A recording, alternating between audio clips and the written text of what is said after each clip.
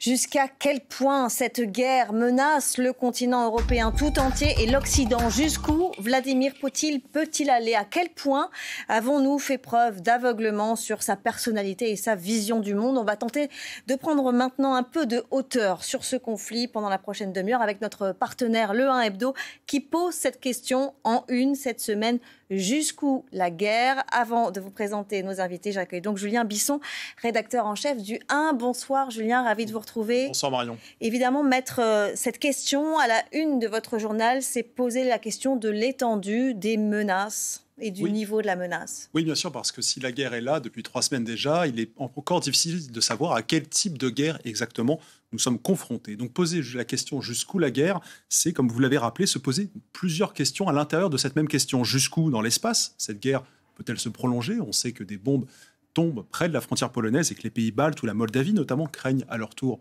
une invasion. C'est se poser la question jusqu'où dans le temps? Combien de semaines, combien de mois ce conflit peut-il durer? Avec lui, chaque jour, son lot de morts et de mauvaises nouvelles. C'est se poser la question jusqu'où dans l'intensité, avec le spectre de la menace nucléaire qui plane au-dessus du continent, et surtout jusqu'où dans l'horreur, après les bombardements d'hôpitaux, de maternités, de théâtres, qui font craindre pour Mariupol ou pour les autres villes d'Ukraine le sort d'Alep ou de Grozny. Jusqu'où donc peut aller Vladimir Poutine? Eh bien, c'est difficile de le savoir. Peut-être seul le maître du Kremlin est véritablement sûr de ce qu'il veut faire. Mais nous allons quand même tâcher d'y répondre avec nos invités. Oui, et je les accueille, mes invités, pour ce passionnant débat. Gérard Chaliand, bonsoir.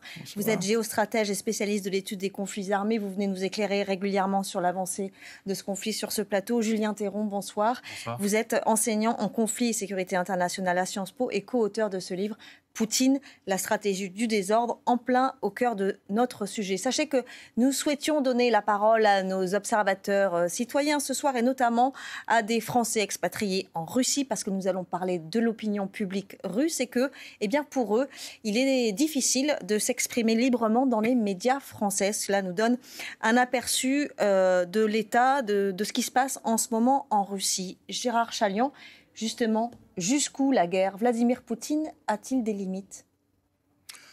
La question est posée. La réponse n'est pas donnée. En vérité, il dispose de cartes. Il n'a pas dit, par exemple, au début, voilà ce que je veux. C'est-à-dire, son but de guerre n'est pas net. Nous ne le savons toujours pas.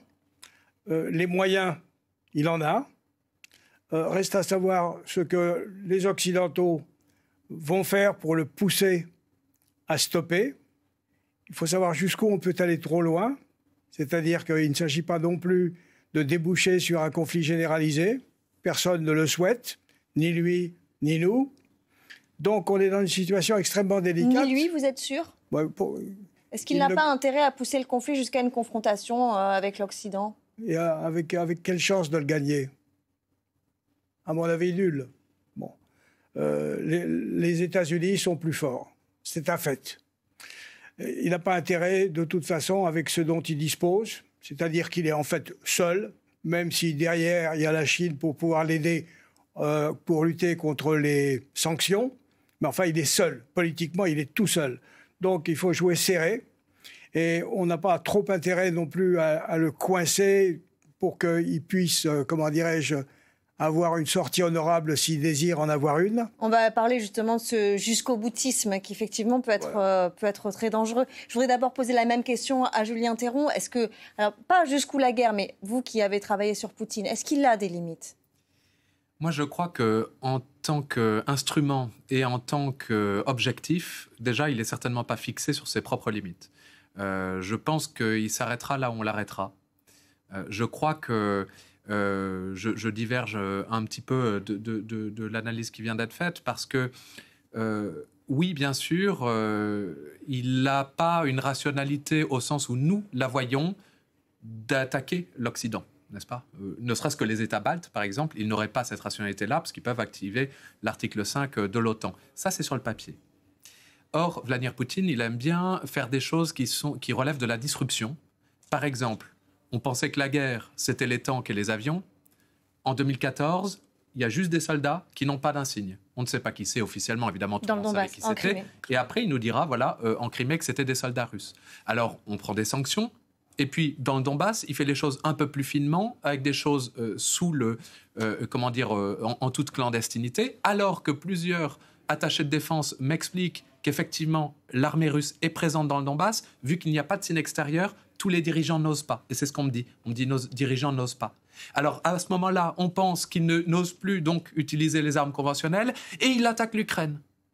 Il ne réfléchit pas comme nous. Ou plutôt, il joue sur nos problèmes cognitifs de penser la guerre aujourd'hui. Aujourd'hui, on pense, on est à l'abri, on a l'OTAN. Et précisément, il peut jouer là-dessus.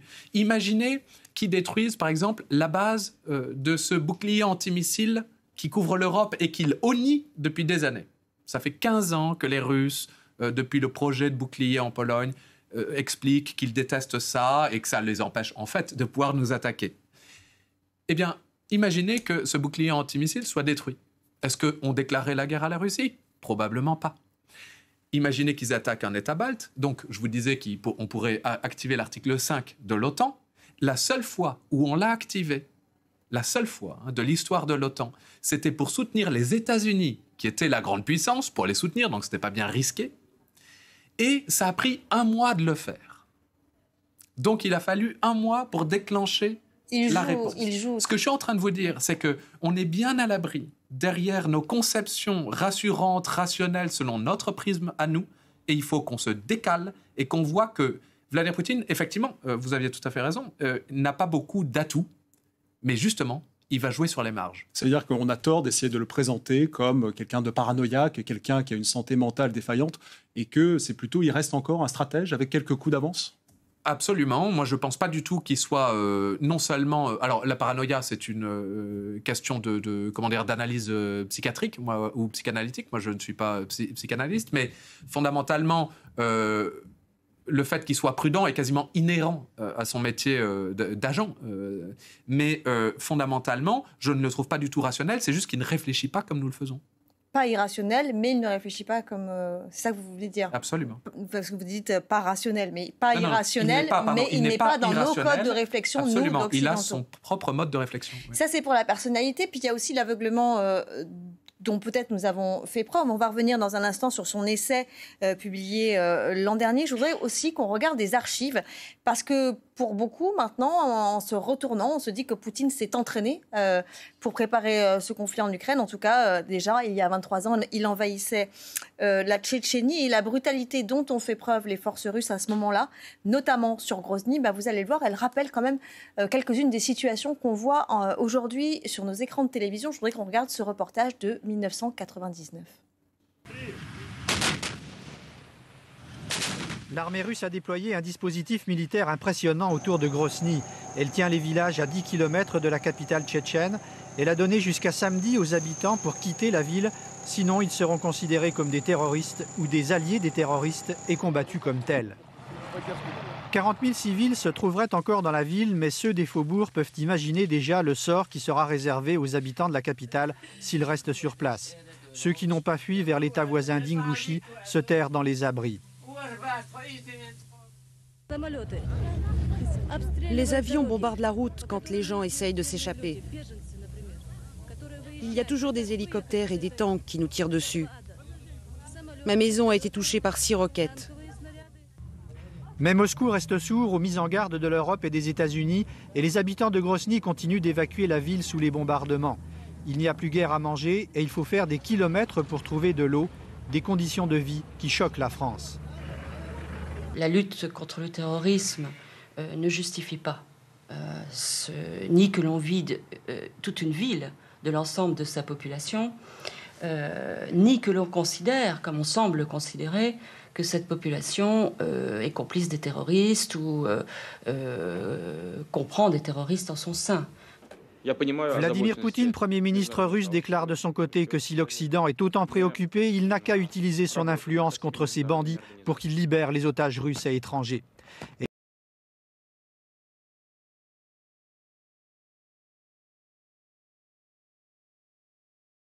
Faire plier Moscou, qui maintient son ultimatum pour la fin de la semaine.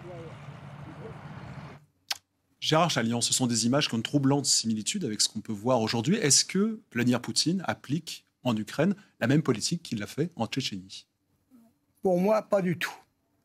Grozny, c'est une revanche. Les Russes avaient été battus et à plat de couture. Et il rentrait chez les Tchétchènes, qui sont des combattants extrêmement durs, pour leur donner une leçon. Et il a cogné à fond. Ici, il fait preuve de mesure. Je regrette de dire ça, mais enfin, ce n'est pas une guerre totale à laquelle nous assistons à l'heure actuelle en Ukraine. Ça pourrait être pire encore que ce qui est aujourd'hui. Largement. Le nombre des victimes est relativement modéré, même si ce que je dis peut être déplaisant. Mais c'est comme ça. Là-bas, en Tchétchénie, il s'est réellement déchaîné et il a gagné, mais vraiment par chaos absolu. Donc il n'y a aucun rapport, à mon avis. Mais néanmoins, Julien Théron, là, on a vu qu'il accusait les Ukrainiens de fabriquer des armes biologiques. Et en gros, quand Moscou commence à accuser son ennemi de fabriquer des armes biologiques, c'est qu'il a peut-être l'intention de s'en servir lui-même. C'est ça ce vers quoi l'état de la menace vers laquelle on va aujourd'hui. Oui, absolument. Je rejoins ce qui vient d'être dit. Effectivement, l'aspect total qu'on répète souvent sur les plateaux, la guerre totale, ça n'est pas ça. D'ailleurs, une guerre, vous avez utilisé tout à l'heure l'expression guerre généralisée pour dire guerre mondiale. Et c'est bien ce qu'il faut comprendre, hein. Une guerre totale, ça n'est pas ça. Une guerre totale, c'est l'utilisation de tous les outils qui sont à disposition. La Russie ne le fait pas en Ukraine. Alors bien sûr, il y a des morts. Bien sûr, les civils sont intentionnellement visés. Et là, je rejoindrai quand même sur le fait qu'effectivement, pour moi, il y a des éléments de comparaison avec Grozny sur le fait, par exemple, un dédain absolu pour le droit international humanitaire, hein, qui protège normalement les civils. Mais effectivement, on n'est pas dans un contexte de guerre totale, ne serait-ce que parce que, par exemple, hein, la force aérienne russe est largement sous-employée. Alors, il y a des raisons tactiques pour ça, mais fondamentalement, il pourrait déployer beaucoup plus encore en Ukraine. Mais bien sûr, vous comprenez que plus il déploie en Ukraine, moins il y en a en Russie. Et que la guerre se mène aussi sur le front intérieur russe. Mais ça veut dire le front intérieur russe, ça veut dire que bombarder plus largement l'Ukraine, Kiev par exemple, qui est une des villes berceaux de la culture russe, ce serait très mal perçu de la part de la population russe? Oui, bien sûr. En fait, si on prend Vladimir Poutine au mot, techniquement, il nous explique que les Ukrainiens n'existent pas, que ce sont des Russes. Donc il faut comprendre qu'ils bombardent des Russes. Et ça, fondamentalement, en fait, même si on reconnaît naturellement l'existence de la nation ukrainienne, les Russes se voient comme proches, si ce n'est pas les mêmes, se voient comme proches, et ils comprennent bien effectivement que c'est un peu étonnant. Alors quand je dis les Russes, évidemment, c'est pas toute la population russe. Il y a 11 millions de Russes qui ont des attaches familiales avec des Ukrainiens. Absolument. Et puis ils ont un passé commun dans l'URSS, et puis l'ensemble des Ukrainiens comprennent le russe. Il y a des éléments culturels, familiaux très importants, historiques également, même si la nation ukrainienne même est spécifique. Mais effectivement, oui, ça, c'est en mesure de détourner les Russes du soutien à Vladimir Poutine, d'où d'ailleurs cette grand-messe qu'on a vue avec, paraît-il, même 200 000 personnes qui essayaient d'aller dans le stade. Avec des guillemets, c'est un peuple frère. Mais est-ce que ça veut dire qu'il ne va jamais exercer des attaques chimiques ou des bombardements beaucoup plus massifs sur l'Ukraine? Ça veut dire qu'il ne le fera pas? Il ne cherche pas le massacre. Acculé à le faire. Moi, je suis pas forcément d'accord avec ça. Je pense qu'au contraire, il est en train de nous préparer psychologiquement en nous répétant les mots nucléaires, en nous mettant sous condition qu'éventuellement il y a un conflit nucléaire, ensuite du chimique, ensuite du biologique. Il est en train de nous dire, je peux tout à fait employer des armes de destruction massive. Et oui, je pense que ça suit aussi sa rationalité. Il a peu d'atouts et il a besoin de choquer les Occidentaux pour qu'on retire notre soutien aux Ukrainiens. Je ne suis pas en train de dire qu'il va le faire, mais c'est plausible qu'il l'utilise. Pas forcément au sens où ça va modifier la tactique dans la guerre. Et je ne le vois pas envoyer, si vous voulez, un ensemble de missiles balistiques pour détruire l'Ukraine, par exemple, ou d'envoyer des missiles balistiques sur Paris, Londres ou Washington. Ce que je suis en train de dire, c'est qu'il va avoir besoin de provoquer des changements d'opinion au sein de la population occidentale pour qu'on arrête de soutenir les Occidentaux. Les démocrates, les dirigeants démocrates sont extrêmement sensibles, évidemment, à la population et il sait que les Ukrainiens jouissent aujourd'hui d'un soutien absolument considérable et il a besoin de retirer ce soutien-là pour que ça fasse comme en Syrie, c'est-à-dire qu'on dise finalement c'est trop compliqué, et puis ça nous atteint économiquement, la migration. Voilà. Et de dire finalement, et d'ailleurs on l'a vu avec le package que vous venez de passer, en disant mais vous voyez, ce personnage-là en fait c'est un génocidaire. Donc vous voyez qu'il y a tout un tas d'éléments qui nous expliquent, essayent de nous convaincre qu'en fait les Ukrainiens sont des nazis, comme on nous expliquait que tous les Syriens étaient des terroristes, comme on nous expliquait que tous les Tchétchènes étaient des terroristes. Parce qu'il faut bien comprendre, dans ce reportage qu'on a diffusé, effectivement il y avait une petite proportion des boïvikis, comme on disait, des combattants tchétchènes, qui étaient liés au djihadisme international, c'est tout à fait vrai, hein, qui notamment infiltré le Daghestan voisin. Alors la situation est différente parce que la Tchétchénie n'a jamais été reconnue comme un État, donc c'était toujours officiellement la Russie. Mais fondamentalement, la grande majorité des Tchétchènes n'étaient pas du tout des salafistes djihadistes. Les gens qui connaissent un minimum l'islam tchétchène savent que c'était pas du tout cette branche-là. Puisqu'on parle de la Tchétchénie, je voudrais qu'on écoute le son de Vladimir Poutine de l'époque, qui illustre, il était Premier ministre à l'époque, qui illustre quand même la brutalité dont il est capable, ne serait-ce que dans les mots. Nous poursuivrons les terroristes partout. À l'aéroport, s'ils sont à l'aéroport. Et excusez-moi, s'ils sont aux toilettes, on ira les buter dans les chiottes. Est-ce que ce jusqu'au boutisme de Vladimir Poutine, il est encore présent 23 ans plus tard? Est-ce que c'est aujourd'hui quelque chose dont il faut redouter alors qu'il peut se sentir acculé dans une guerre qui ne se passe pas exactement comme il aurait pu l'espérer? Je crois que notre travail, c'est d'essayer quand même de faire le distinguo entre les menaces, la propagande, la rumeur, la manipulation et les faits. Bon, il ne va pas utiliser tout ce qu'il dit qu'il va peut-être utiliser. Il cherche à faire peur, il cherche à nous décoller en quelque sorte du soutien que nous donnons jusqu'à présent par sympathie aux Ukrainiens. Il compte aussi sur les effets du hausse de la vie, parce que ça va nous coûter cher également, cette participation, de la même façon que ça va lui coûter cher à lui aussi. Donc, à nous de faire la différence entre ce qu'il prétend, ce qu'il menace et ce qu'il va véritablement pratiquer. Maintenant, il est coincé. Voilà, la vérité, elle est là. Il est coincé, c'est-à-dire que sa pénétration avec l'idée qu'il va y avoir un effondrement à l'intérieur, c'est raté. Il s'est aperçu que le patriotisme en face, il est réel, que les gens sont décidés à se battre, que ça traîne, que le temps ne travaille pas pour lui. Alors, on va voir ce qu'il va essayer de faire. Voilà, on en est là. Est-ce que ça peut être la guerre de trop pour lui? C'est-à-dire, justement, est-ce que l'armée russe sera exsangue dans 6 mois et qu'en fait, il s'en sortira pas par le haut, même si on fait tout pour lui proposer une solution de sortie qui lui permette de sortir dignement de ce conflit? Potentiellement, oui, mais notre erreur a été la naïveté. Jusqu'au déclenchement du conflit, puisqu'il nous disait attention, je peux intervenir militairement. On s'est dit mais non, il n'a pas du tout il a trop d'incitations négatives pour intervenir militairement, et il est intervenu. Donc effectivement, il peut aller trop loin, mais l'erreur ce serait de considérer qu'on est triomphaliste maintenant. Et de dire il ne peut plus continuer la guerre. Il peut la continuer à des coûts, vous avez parfaitement raison, avec un coût considérable en hommes. Là, il a engagé 150 000 hommes. Si on regarde la carte, il n'est pas allé bien loin. Il n'y a que Kherson qui le maîtrise comme ville importante. Pour maîtriser, disons, pour conquérir et maîtriser très relativement le territoire ukrainien, je pense que 250 000 hommes, 300 000 hommes ne seraient pas de trop.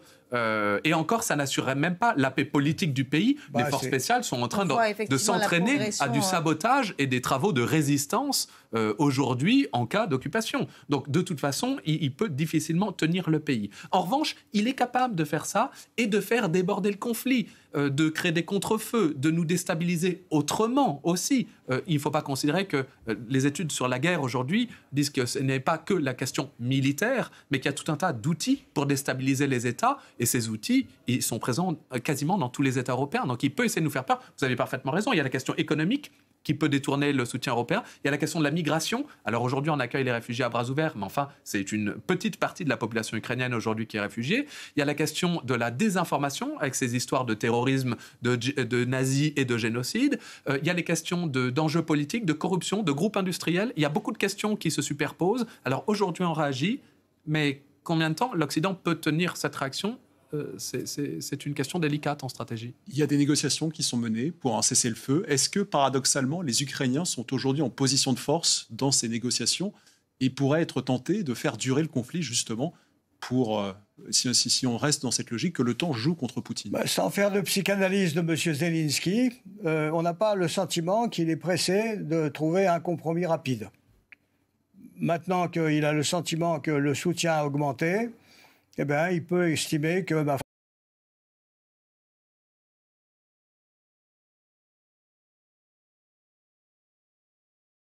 position de faiblesse. Est-ce qu'il y a un autre pays dont on n'a pas parlé, c'est la Biélorussie. Là aussi, il y a eu une sorte d'aveuglement, ou en tout cas de naïveté peut-être de l'Occident, puisque Loukachenko, le président biélorusse, a fait face à des manifestations qu'il a violemment réprimées. Aujourd'hui, il accueille les troupes armées russes. Quand vous disiez que le but de guerre de Poutine, on ne le connaît pas et qu'il peut être totalement ailleurs, est-ce que ça peut être aussi tranquillement reprendre la Biélorussie, couper un bout d'Ukraine et puis voilà, avoir grignoté ce bout de territoire, l'un après l'autre? Je vous sens tous les deux dubitatifs sur cette question. Comme il n'a pas joué carte sur table en disant voilà ce que je veux, c'est le minimum, nous ne savons pas jusqu'où il veut aller trop loin. Mais de fait, la Biélorussie est aujourd'hui occupée, enfin je ne sais pas si j'emploie le bon terme. La Biélorussie, elle est otage. Bon, on va voir ce qu'il va en faire, mais ce n'est pas son problème principal. Deuxièmement, sur le front intérieur, il y a ce qui est acquis. En définitive, il tient la partie orientale. Il n'y a qu'à regarder la carte. C'est vraiment la partie qui est tenue, avec des populations russes, pas seulement russophones. Et le reste, c'est le point d'interrogation. Nous ne savons pas le but de guerre, nous ne savons pas jusqu'où il veut aller. Il dispose, et vous l'avez très justement dit, la palette de ce dont il dispose est considérable, entre le cyber, entre l'intoxication, entre les menaces de ceci, entre les augmentations de cela. Il peut faire encore beaucoup. C'est-à-dire que sa capacité de manœuvre est encore considérable. Donc on ne peut pas, se débarrasser de Poutine en disant c'est fini, il lui reste 8 jours. Se débarrasser de Poutine, justement, l'histoire montre que l'histoire est assez cruelle pour les dirigeants russes qui échouent militairement. Qui pourrait s'opposer aujourd'hui à Poutine en Russie? Est-ce que c'est la population, les oligarques? Est-ce que c'est l'armée? Qui peut s'opposer à lui? Certainement pas la population. S'il devait y avoir une opposition à Poutine, il faudrait d'abord qu'il soit établi qu'il a perdu. Très important.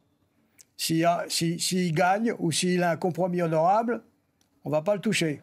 Mais par contre, si effectivement il est clair que dans cette affaire, il aurait perdu, il va de soi que parmi les oligarques, parmi ses proches, parmi tous ceux qui composent ce qu'on appelle le pouvoir chez eux, ils vont devoir penser à est-ce qu'on conserve le patron ou est-ce qu'on s'en débarrasse?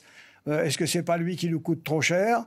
La question devra probablement être posée, débattue. En tout cas, elle flotte certainement dans les esprits. Julien Théron, vous en pensez quoi? Et on va conclure là-dessus. Je crois que c'est une question délicate parce que Vladimir Poutine a fait en sorte de ne pas avoir de remplaçant, y compris pendant l'ère Medvedev, où il y a eu cette mise en scène de pas de deux, mais fondamentalement, ceux qui ont cru, encore une fois, à l'idée que Medvedev pourrait remplacer le président russe sur le long terme en présentant une voie plus libérale, ça, c'est complètement terminé. Les cercles libéraux ont été expulsés complètement du pouvoir. Même les oligarques sont tranquillement poussés pour laisser plus de place à ce qu'on appelle des siloviki, c'est-à-dire les gens des structures de force. Et ça, c'est extrêmement hermétique. Et ce sont des très proches de Vladimir Poutine qui sont aux manettes. Alors oui, ils dirigent, mais ils sont tous dans le même bateau. Donc le remplacement, potentiellement, on peut l'imaginer. On peut difficilement diriger complètement seul. L'Union soviétique nous l'avait d'ailleurs démontré. Mais il n'y a pas de successeur désigné. Et on le voit, la stratégie est de dire « nous sommes un seul peuple ».